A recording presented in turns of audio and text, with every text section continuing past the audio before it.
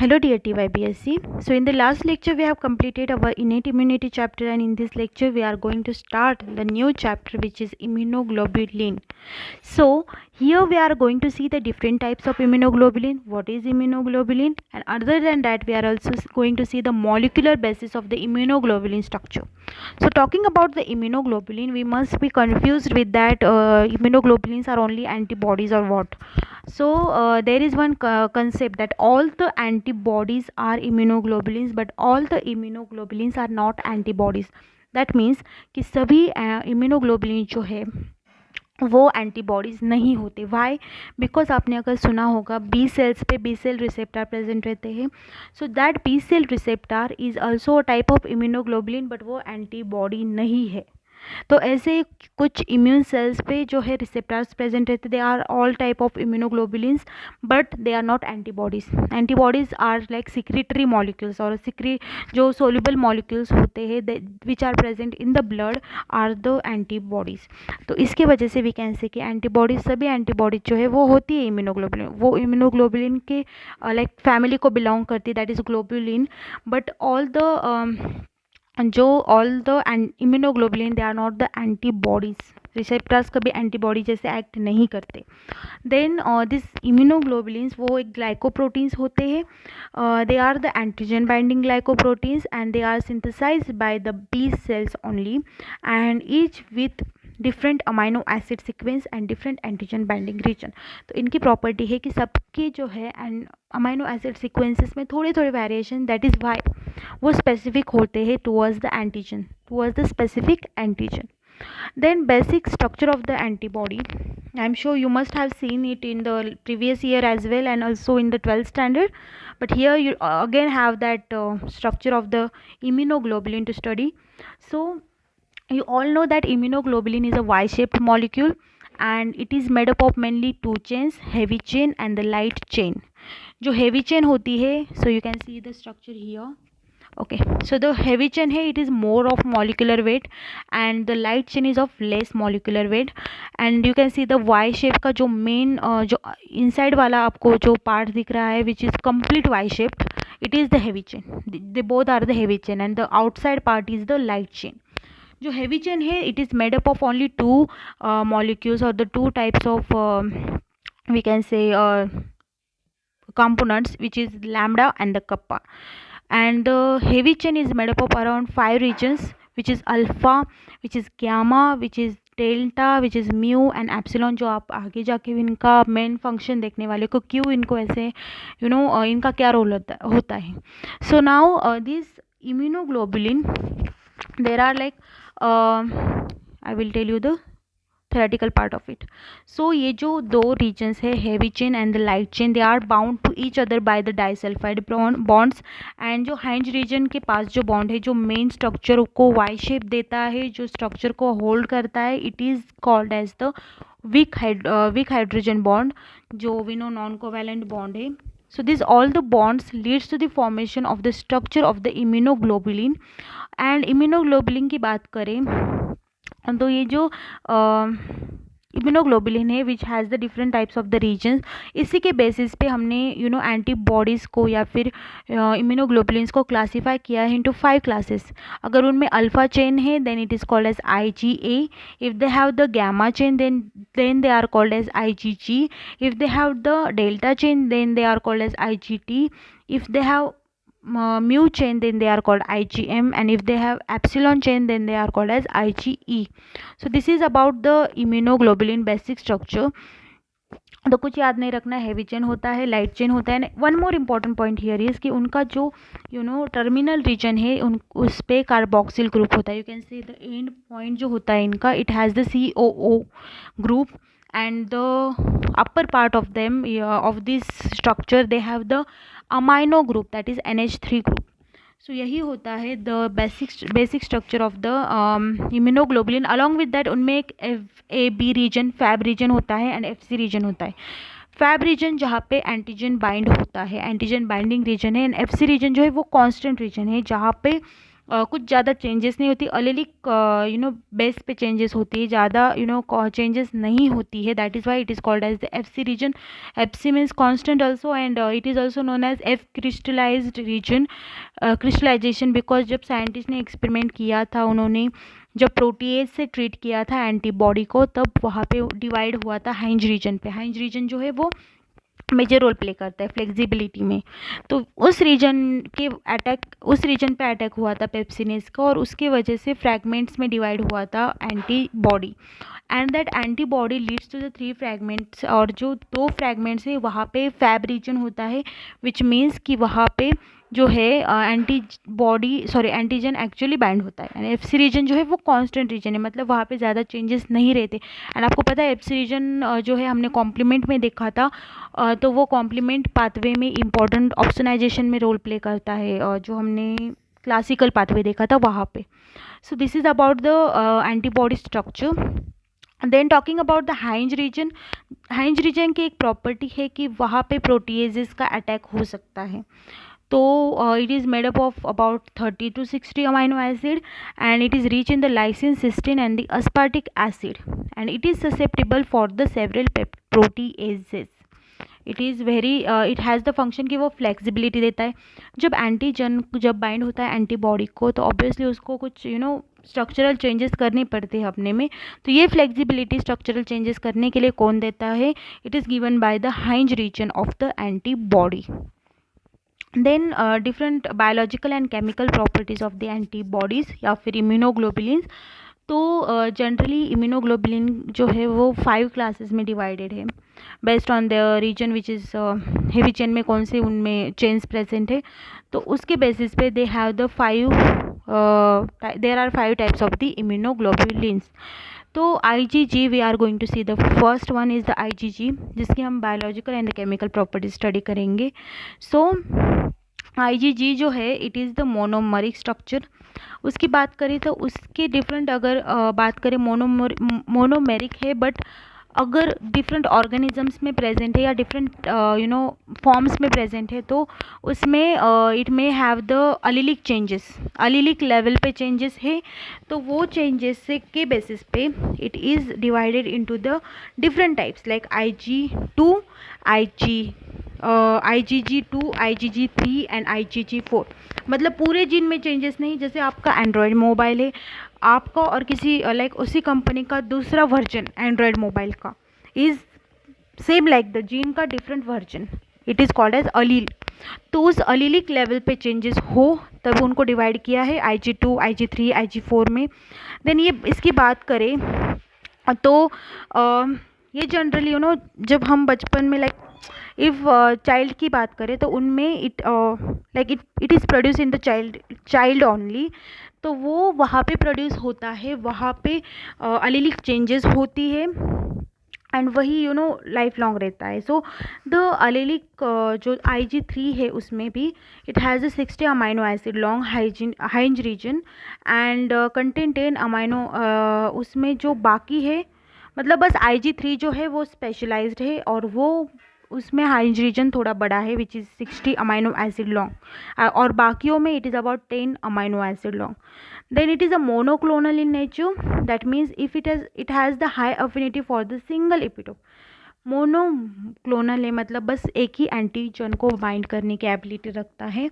Then उसकी जो half life है it is about 20 days. 20 days तक इसकी लाइफ है, लाइक सर्वाइवल लाइफ है. Then it is going to participate in the phagocytosis. It is having the effective complement activator function. तो ये complement pathway, जैसे मैंने आपको सिखाया था, कॉम्प्लीमेंट पाथवे में ये एक इम्पॉर्टेंट रोल प्ले करता है. अलॉन्ग विद दैट फैगोसाइटोसिस में भी ऑप्सोनाइजेशन करता है ये, मतलब मैक्रोफाजेस वगैरह हो या डेंड्राइटिक सेल्स हो, उनको अट्रैक्ट करने में ये एक इम्पॉर्टेंट पार्ट प्ले करते हैं. वो जाके एंटीजन को बाइंड करेगा एंड देन बाकी हमारे फैगोसाइटिक सेल्स वहाँ पे पहुँच जाएंगे. तो इसमें 80% कार्बोहाइड्रेट्स प्रेजेंट रहते हैं. अगर IgA की बात करें which is the second type of immunoglobulin, तो ये डायमेरिक स्ट्रक्चर है. जैसे मैंने बोला IgG इज़ अ मोनोमरिक स्ट्रक्चर, ये डायमेरिक है, मतलब आप डायग्राम में देख सकते हो 2 यूनिट्स एक दूसरे को बाइंड है. देन IgA जो है it is present in the external and the internal secretion, उसको सिक्रेटरी एंटीबॉडीज भी एंटीबॉडी बोला जाता है, बिकॉज हमारी बॉडी की जो भी सिक्रीशंस है, लाइक स्वेट हो, लाइक ऑयल्स हो, तो ये सब सिक्रीशंस में this antibody is present, even the mammary gland secretion it is also present there. Then ये जो है इंटरनल लाइनिंग में प्रेजेंट रहता है, लाइक सिक्रीशंस में प्रेजेंट रहता है, लाइक हमारे जो रेस्पिरेटरी ट्रैक्ट हो या फिर गैस्ट्रो इंटेस्टिनल ट्रैक्ट हो, वहाँ पे हमारे म्यूकस सिक्रीशन होता है, तो उसमें भी ये प्रेजेंट रहता है। Then it is a dimeric structure, मतलब ये दो एंटीजन्स को बाइंड करने की एबिलिटी रखता है। बॉडी को viruses like influenza, polio and even bacteria like Salmonella, it gives protection against them, and it is not it has that ability that it is a secretory component of our body, और इसका function है to protect the hinge region of IgA, like J region इसमें present रहता है, तो जे reason बोलते हैं, या फिर उनका जो ज्वाइनिंग का पार्ट है ना, it is called as the J region, और उसको सेक्रेटरी कंपाउंड भी बोला जाता है। तो उसका क्या काम है, it will protect the hinge region of the antibody. मतलब IgA जो है वो डायमेरिक है, डायमेरिक होने की वजह से उनके एफसी पार्ट्स जो है they are attach to each other, और दो एंटीबॉडीज, दो यूनिट्स का मिलके एक एंटीबॉडी बनता है IgA।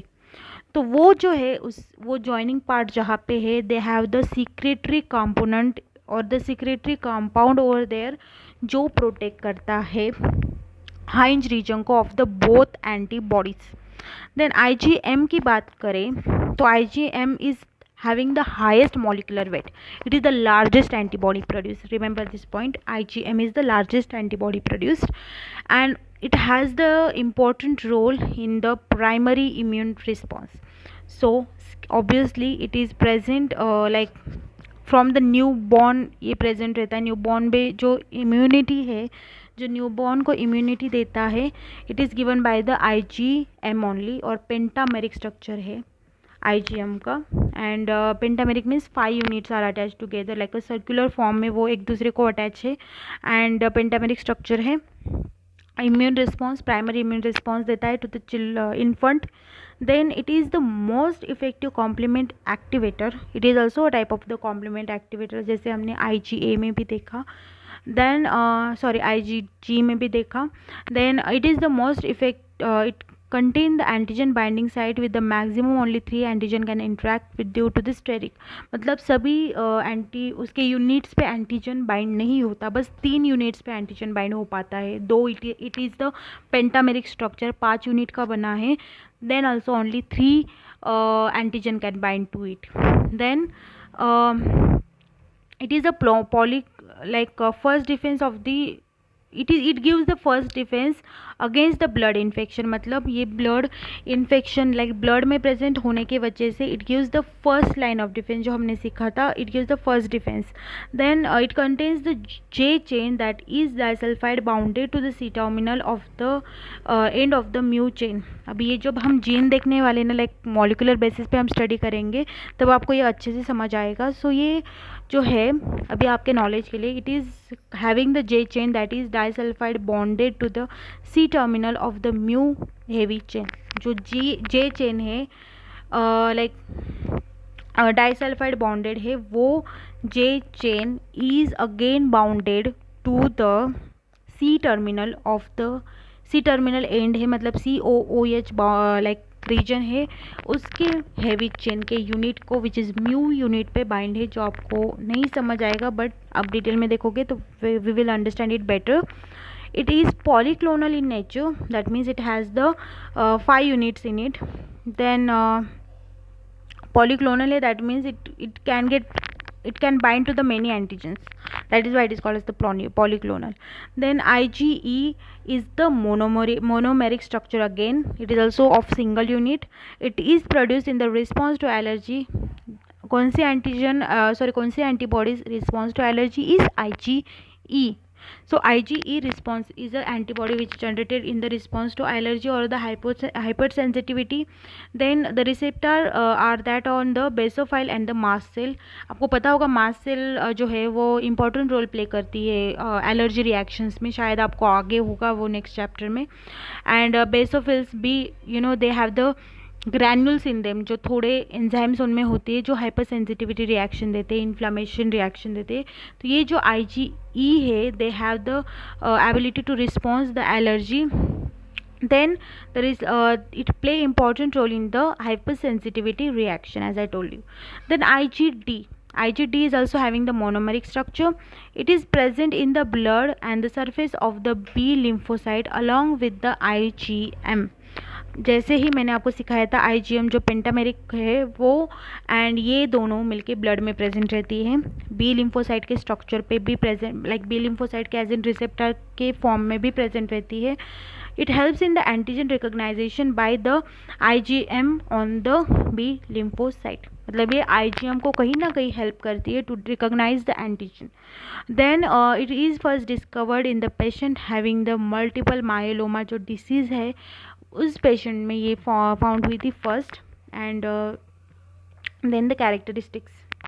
So the characteristics which is chemical characteristics, अगर हम रिवाइज करें इस बात को, लाइक कौन से केमिकल कैरेक्टरिस्टिक्स है इसमें, कुछ हमने अभी देखे, कुछ और भी है. For example percent of the total immunoglobulin in the, like ये कितने अमाउंट में प्रेजेंट है, तो इम्यूनोग्लोबुलिन के 60%, 80% जो है वो तो IgG है. मतलब सबसे ज़्यादा जो इम्यूनोग्लोबुलिन, इन सब में जो सबसे ज़्यादा इम्यूनोग्लोबुलिन प्रेजेंट है it is IgG. It is present about 80% and सबसे कम इज़ द IgM जो ब्लड में और सबसे लार्ज शेप में है वो सबसे कम प्रेजेंट है, which is 5 to 10%. Then cross the placenta, only IgG is able to cross the placenta because वो मोनोमरिक है एंड बाय बर्थ प्रेजेंट रहती है. आपको पता होगा कि प्लासेंटा से क्रॉस करके वो मदर से इन्फेंट तक ट्रैवल करती है. देन एलर्जिक रिएक्शन में बस IgE and the IgG takes part in the allergic reactions. मतलब एलर्जिक रिएक्शन में रिस्पॉन्स करने में हेल्प करेगी IgG and IgE. Then active complement, like complement activation में हेल्प करेंगी IgG and IgM are only going to help in the complement activation. Half life की अगर बात करें तो हमने सीखा कि IgG का half life is around 2 to 3 days. IgG का जो है, IgA का इज़ अराउंड 5, देन IgM का इज़ अबाउट 5, IgD का is around 2 to 8 days, then IgE का is around 2 days. Then additional protein subunit like J chain जो मैंने आपको सिखाया था, it is present only in the IgM. Then binds to the macrophages और neutrophils. आपको like IgG is going to help to bind the macro, like उनको opsonization में और कॉम्प्लीमेंट पाथवे में हेल्प करने वाले हैं, which is IgG. Again only IgG is going to help in the, like they are going to bind to macrophages and the neutrophils, उनको opsonization में help करेंगे. Then bind to the mast cell are only IgE because वही allergic reaction में part लेते हैं. So this is about the immunoglobulin types, उनके chemical and the biological properties and the basic structure of the immunoglobulin. And the next lecture we are going to see the antigenic nature of the immunoglobulin. Along with that heavy and light chain के बारे में हम और देखेंगे कि क्या उनका function होता है, उनके कैसे कैसे मतलब कौन से parts present है उनमें, how many subunits are there और किस basis पे classification किया है. So I hope you have understood. I am really sorry कि ये एक PDF के फॉर्म में है and I will make sure, इसके अच्छे नोट्स नहीं मिल रहे थे मुझे, so I have made it in the form of PDF. And next lecture में और अच्छे से आपको सिखाऊंगी about the immunoglobulins. I hope you have understood this. Please do give your attendance in the attendance section or the comment section. Thank you.